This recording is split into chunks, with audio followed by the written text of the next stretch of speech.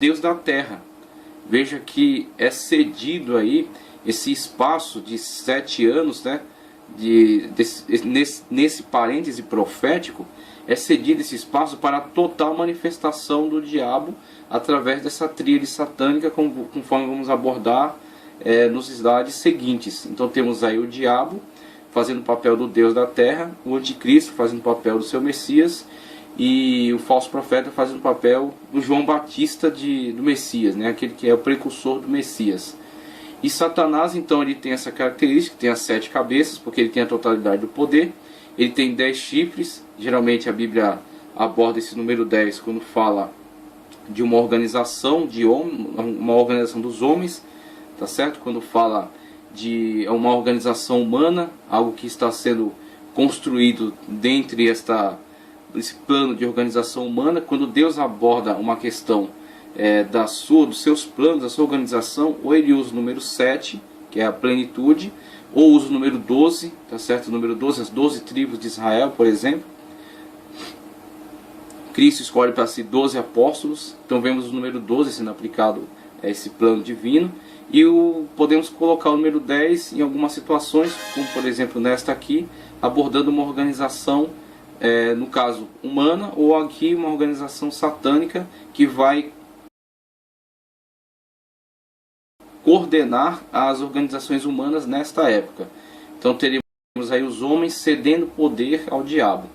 Temos aí o diabo tipificado pelo dragão vermelho, tá certo? Que é a antiga serpente. Em outro lugar João vai nos dar essa descrição mais à frente, né, nos versículos mais à frente.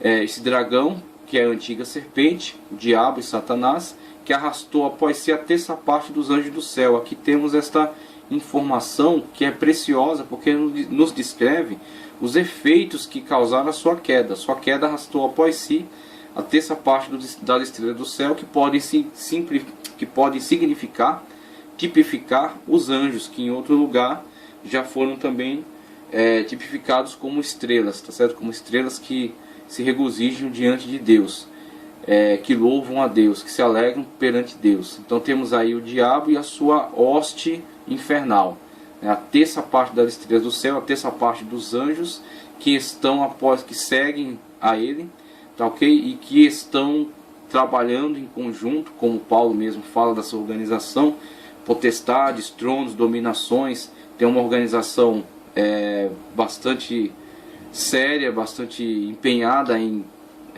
trabalhar, operar contra a obra de Deus, os propósitos de Deus, os desígnios de Deus através do seu povo. Não podendo atingir diretamente a Deus, ele busca batalhar, pelejar contra os seus servos, os seus amados, os seus ungidos, ok? Então não é diferente nesta descrição aqui, conforme João está nos dando em Apocalipse.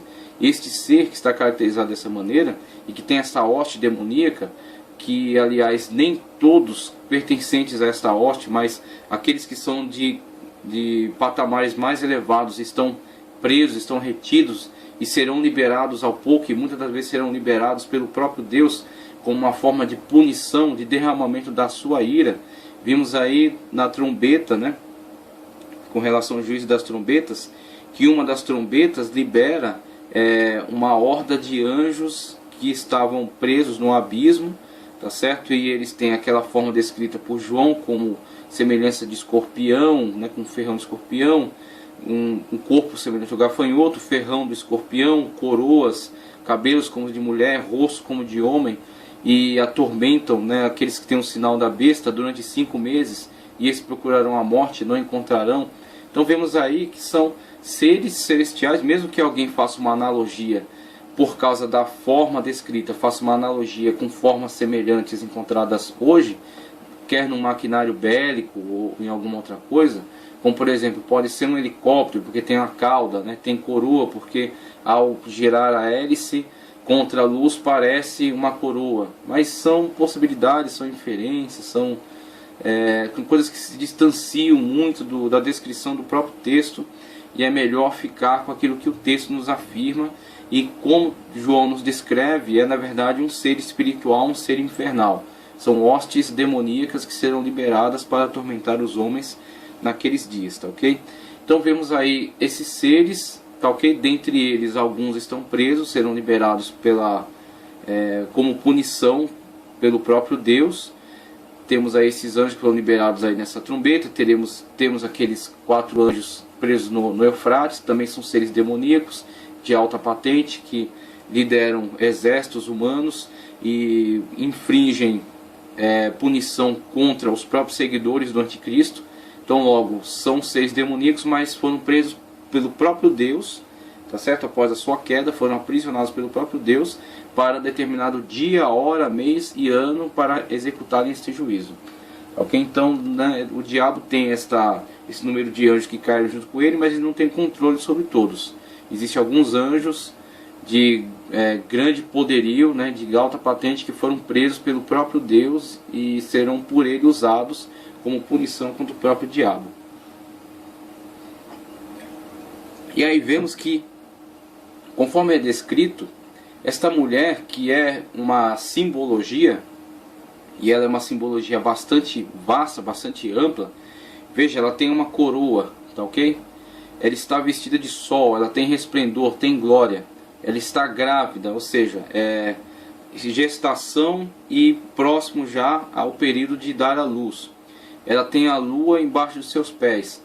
Não temos condições de nos deter muito, de divagar muito, e inclusive João Calvino nos aconselha a não se aprofundar tanto nessas elucubrações, né? Essas divagações, porque não existe muito fundamento para isso, é um terreno escorregadio, é muito fácil cometer um erro nessas áreas. Então eu prefiro seguir aí o conselho de João Calvino, que fala para não avançar muito nessas coisas, que são coisas que não têm muita fundamentação bíblica para poder nos orientar. Mas temos algo muito tranquilo, muito simples aí em relação a esta mulher ser a simbologia para Israel, num contexto geral, tá ok? Ser uma simbologia para Israel, e de Israel veio o Messias, da mesma forma como da mulher veio este filho, esta criança. Então de Israel vem o Messias. Dentre os filhos de Israel, a agraciada Maria, nossa irmã Maria, que foi escolhida por Deus para este grande, esse maravilhoso, extraordinário ministério.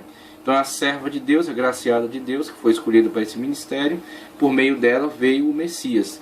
Maria, uma dentre os judeus, entre os componentes de Israel. E podemos entender que essa mulher, mais do que simbolizar simplesmente a irmã Maria, individualmente, ela simboliza a nação que Maria também simboliza. Maria está dentro do contexto da nação de Israel, ela é judia, tá certo? Então o Messias, ele foi gerado não só a partir do tempo em que Maria concebeu, por ação e obra do Espírito Santo. O Messias está sendo gerado desde o tempo da promessa. Quando o Messias começou, quando a profecia do Messias foi liberada pelo próprio Deus no Jardim do Éden, e ao longo da história foi sendo renovada, tá certo? Depois essa palavra, né, essa mensagem, essa promessa foi transferida através dos patriarcas, foi entregue, né, aos primeiros patriarcas que formaram as 12 tribos de Israel. Depois, ao longo da peregrinação, foi renovada por Moisés, que disse que virá um profeta maior que ele, tá ok? E essa promessa foi sendo ao longo do tempo transmitida de geração em geração por reis, por profetas, por sacerdotes, por pessoas comuns, por juízes levantados por Deus, tá certo? Por grandes homens de Deus, e todos vivendo na expectativa da vinda do Messias, que o Messias viria restaurar todas as coisas e instaurar o reino de Deus na terra. Instaurar o reino de Deus na terra, um reino de justiça, um reino poderoso, um reino que iria trazer, implantar, instaurar a verdade de Deus e o governo de Deus no mundo, que iria eliminar toda a opressão, e ele iria eliminar toda a injustiça, tá ok? Então a gestação do Messias, conforme a mulher nos mostrada aí, nos apresentada, está grávida, né, está para dar à luz. Este é o momento em que ela vai dar à luz. Esse momento final se cumpriu, né, veio à tona, veio a realização por intermédio desta serva escolhida por Deus, chamada Maria, tá certo? Ou Miriam, conforme o original do hebraico, né?